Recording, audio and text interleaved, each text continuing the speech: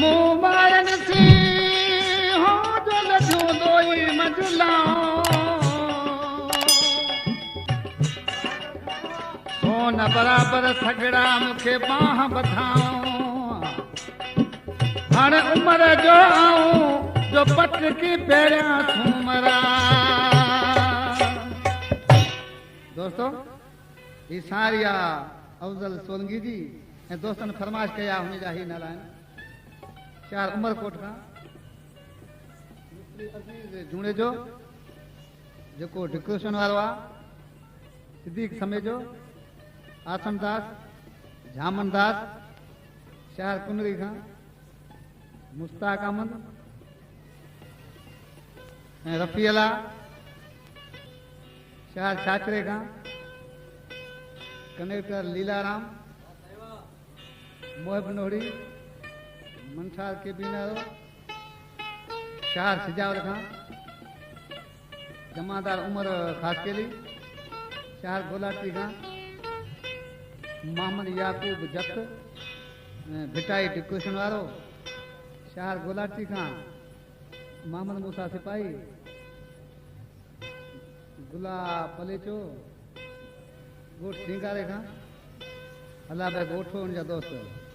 ॾिसी सजे मान पंहिंजा छा माल ॿुधाए भई अलाए छो न आया वठण मूं अबाणा पोन याद पल पल वॾो थी ॾाॾाणा अलाए छो न आया वठण मूं अबाणा अलाए छो न आया वठण मूं अबाणा पोन याद पल पल वॾो थी ॾाॾाणा अलाए छो न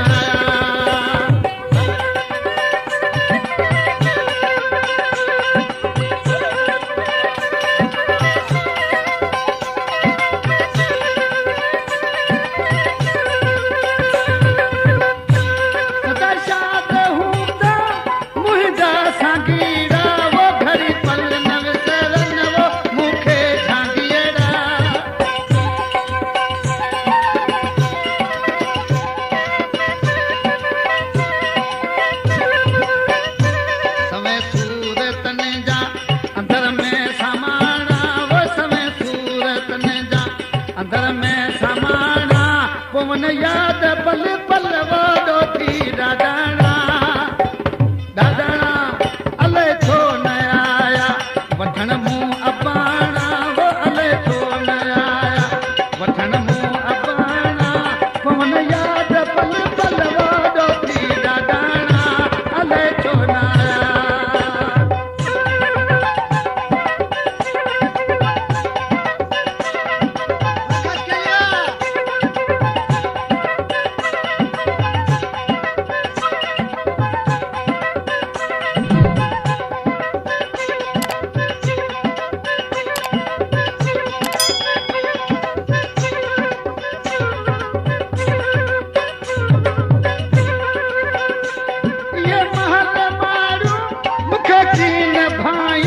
वॾा कर खयो जण वो मूंखे ठुकाइनि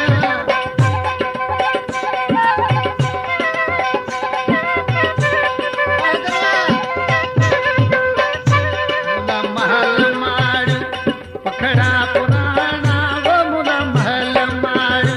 पखड़ा पुराणा पवन याद पल पल वॾो थी ॾाॾाणा ॾाॾाणा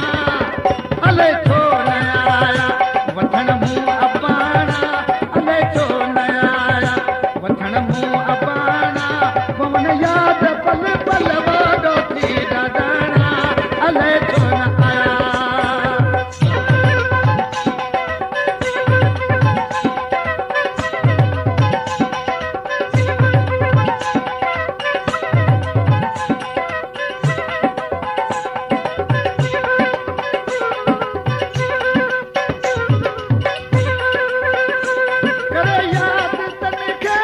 भीड़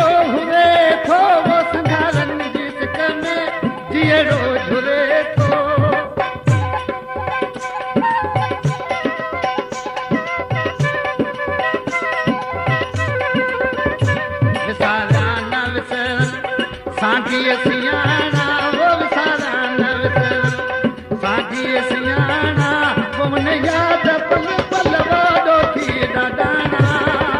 डाडाना अले छो न आया वठण मूं अबाणा अले छो न आया वठण मूं अबाणा पवन याद पल पल वाडो थी डाडाना अले छो न आया